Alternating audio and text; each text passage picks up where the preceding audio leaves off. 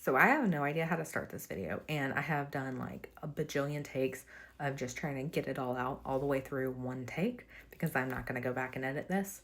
But I do want to say my piece and give the context to kind of what's rolling around in my head right now. For those who've been around, I am very passionate about teaching people about mortgages and want to do that.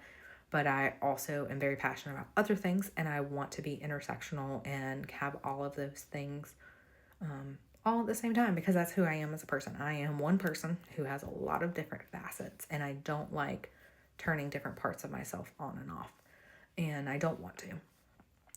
But it's really hard. So I am making this video to be vulnerable and transparent in a way I haven't before. I don't know if I'll do it again, but we're going to do it, and I'm going to post. And if you don't care, please scroll. If you've made it this far and you don't care about me, I don't know why you're even listening. And I just want to be unapologetically myself. And I know why I've held back from doing it in this way because I do just care so much about people that it hurts, right? Like I care too much, but I put on myself that it looks like I don't. And if you're in my personal life at all, you know, like the last 18 months have been really terrible. I'm also going to try to make it through without cursing too much because I know TikTok and all the things don't love the cursing. But that for me is an important thing. Like I do that and it's okay. But I am all of the things that I am, and I'm okay with that. And so putting this out here.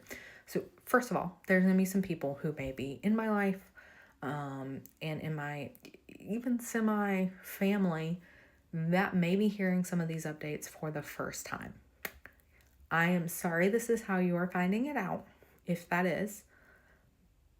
But telling people bad news is not fun. I literally have done it for a living. And it's not fun. And so I don't like doing it. And I like to do it as few times as possible. It's kind of annoying. But the last 18 months have sucked. Most recently, a week ago, my aunt found a 46-year-old cousin unconscious on the porch. We don't know what caused her to go unconscious. But she did not regain consciousness. 911 and EMS were able to bring back a pulse, but unfortunately, on Wednesday, she was declared brain dead. And we let them remove all the things. And so she is no longer with us. And although that's really hard, the harder part for me, again, for me in this situation, the harder part for me in this situation is watching this to my aunt, who is so important to me, who I have said has shown up for me more than my mom did, even though like I lived with my mom, right, until I was an adult. I did not leave her custody, but that is hard. And for me, watching someone hurt is like really difficult. Like it is easier for me to hurt than it is for me to watch other people hurt.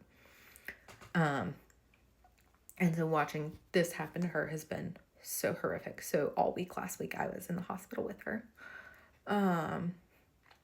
Because anything, I'm a doer. I would much rather do than sit. And unfortunately, when those things are happening, there's nothing you can do unless you're a doctor and then you're doing it. And even then, it's a waiting game. And so that was my week. So I have to like reclused more than I normally did just because I am tired. Very, very tired. But it's not just this week. It's been the last 18 months, like I said. 18 months ago, my grandmother went into hospice and died a month later at the end of June. And she was like the cornerstone of our family and the center of a lot of the immediate family. And you love people very deeply, but like in our society, it's very difficult to stay centralized, especially as the branches go. And I'm not close to my immediate family. I'm not.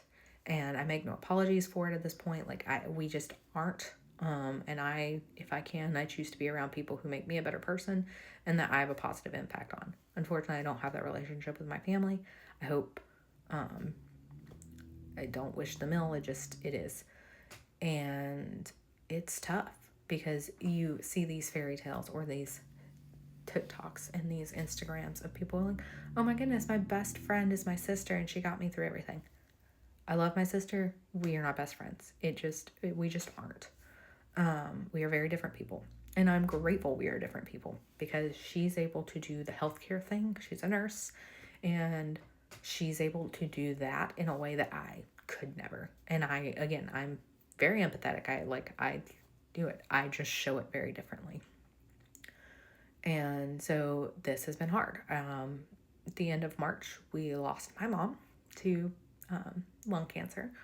And she was diagnosed in 2020, so she lasted and fought it longer than we thought she would. And it kind of happened quickly for her. Like we thought she was going to go into rehab and build back up strength and things, and it happened in like the course of 2 weeks. Very, very drastically different. And in some days it still doesn't seem real, like in the midst of this of like thinking of, oh, I need to call my mom and make sure she knows what's happening.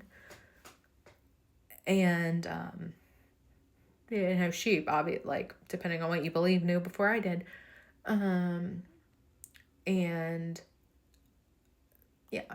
And then before that, I lost my grandmother, right? So 18 months of really nothing but grief, but then also, losing 3 generations of women in the same family in that long of a time is weird. But also, if you know about being eldest daughters. So my mom was the eldest daughter, but my aunt ended up doing a lot of the things. And my sister's the baby. So she does the medical stuff because I don't like the gross. It is a defense mechanism, fully aware, because I can't do anything about it, but I know enough to scare myself about things. And so that's where I stay.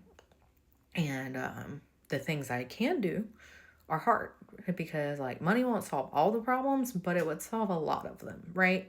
Like if you've ever had to come up with a funeral cost and bury someone without much notice, it's $10,000 starting, and it's not fun to come up with that. And then there's the obligations and the what's fair, and all the emotions in these things come out, and in ugly ways and in beautiful ways. It is sad to say, but my sister and I have a much better relationship this year than we did last year. And that is because of my mom dying and all of these things.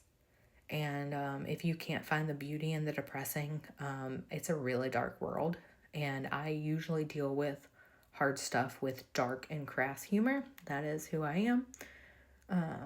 And there's not really like a point to this other than to say, hey, these things are going on and this is why it's hard. Because in the middle of all of this grief, changing companies twice because I worked for some sexist plastics who act like mortgage is a man's world. And then, just some unethical people who are a little crazy. And making decisions to do what's best for my career and what's best for my mental health and being able to help as many people as possible. Because at the end of the day, that's what I want to do with everything. I have always wanted to help people. I have a literal theology degree because I wanted to help people. I, at one point, wanted to become a lawyer so I could help people. But then I realized it was really expensive to become a lawyer to work pro bono. And so I got a theology degree to technically not work pro bono. And now I'm a mortgage broker who's just trying to help people. And a lot of what I do is just education. So trying to figure out how to move forward in what I want to do and with the platforms and use it, but also help people. So here's the update. Let me know if you have questions. Love you guys. Bye.